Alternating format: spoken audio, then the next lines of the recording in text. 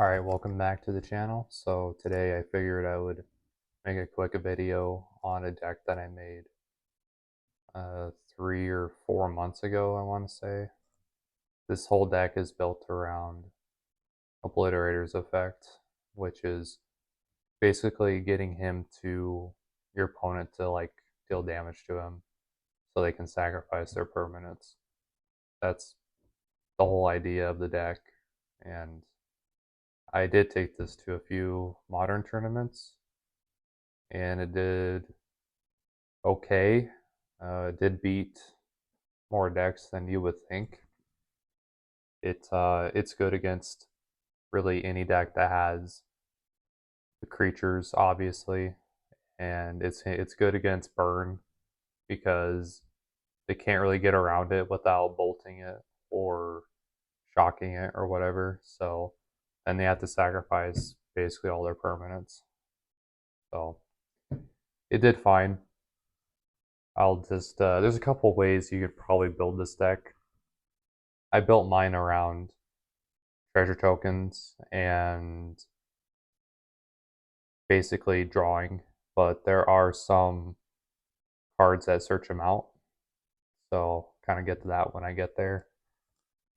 You want to get this guy in your hand as fast as possible, whenever it's convenient, I guess. So let's go ahead and start with we'll start with the creatures. Then I'll kind of explain some stuff. So I mainly use like 1-drops for sack outlets. So Typhoid Rats has Death Touch. It's just there to block, really, and you can sack it. So 2 of those. Not really a card that you want a whole lot, but it's just there when you need it. Centaurium Skeleton. He's got the return from grave to hand effect. So if you sack him and then you have no creatures, you can bring him back later in the game. So I guess that's useful sometimes. It came up a few times, not a whole lot, because the game was usually over by turn 4 or 5, depending on what matchup I had and if I won or not. So usually when they sacked all their permanents, they would just concede because you know what are they gonna do? Rebuild their board in 5 turns? Then Obliterator just kills them. So, or they just kill me because I can't get anything going.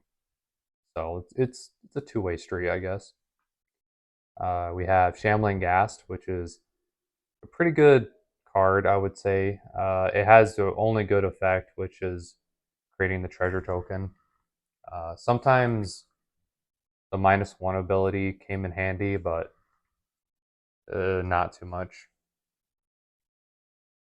This is the best card of the creatures, other than an Obliterator, of course. So when he dies, you get a treasure token and you scry 1. So it kind of helps you kind of search for Obliterator when you can. And that's for the 1-drops there.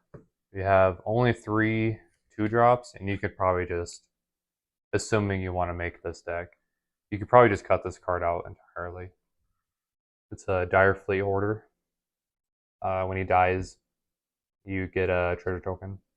So that's the only reason why he's in there. Going through the spells for the sacking, that's play set of Village Rites, obviously. Sack them. We're trying to search our library as quickly as possible. So any draw spells that cost 1. And Deadly Dispute. So, you sack a creature, then you draw 2, and you get the treasure token as well. So this is the best draw spell in the deck. Easily the best one. Put that off to the side. Up next is this is how we search Obliterator. Now, it like if you wanted to make this deck in like Standard or Pioneer, there's what is it called? Beseech the Mirror or Beseech the Queen. I'm not sure what it's called. That card would be really good in this deck, but I think it's like $20. So I didn't feel like buying it for a deck that I'm deconstructing here. I just need some of the cards for a big tournament that's coming up, so I'm taking it apart for that. But basically, I think it's Beseech the Mirror, I think, and it's like Diabolic Tutor, but has another effect where you can sacrifice an artifact in addition to its cost, and if the permanent is that you're getting into your hand is 4 or less, you can go ahead and play it. So if you have Beseech the Mirror, you can just cast Obliterator straight from your deck, which is really nice, by sacking a treasure token. So pretty good card for this deck if you wanted to make it. Then we get to the fun stuff. Now, I went the treasure route because give like me access to other mana sources. So we have 2 Armor of Shadows. Basically gives Obliterator indestructible. So they try to kill it, or when you go to fight someone and you know it's going to die, you play this, so that way it doesn't die. Because obviously we need it on the board to win the game. Like none of our other creatures are going to win the game for us. So then, since we have treasure tokens, we'll be able to cast Bushwhack. It's 1 green. Target creature you control fights target creature you don't control. You can also search a basic land if you want. So that's kind of why it's in here. And then I have Battle Glyph? I don't know. A better card would be Tail Swipe because it does the same thing, but it's instant. This one is if the creature entered this turn, it gets like a 1/1/1, and then it fights another creature.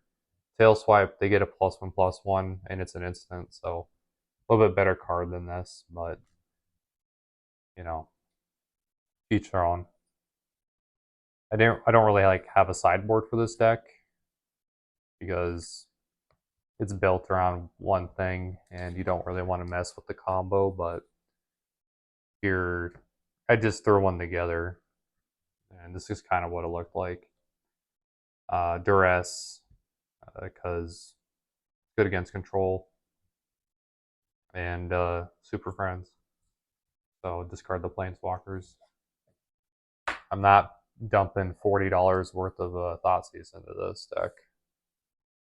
I'll tell you that much. I saved that card for my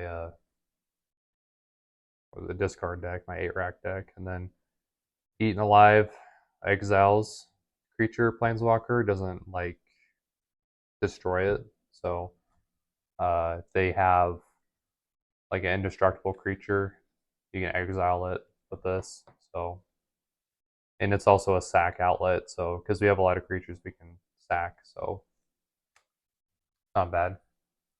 Some Sign-in Bloods I had for the deck because why not?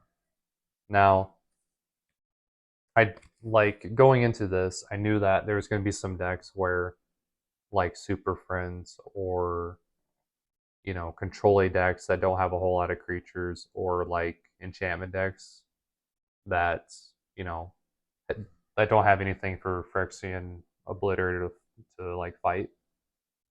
So what I did is I found some cards that kind of allowed him to fight something that our opponent controlled.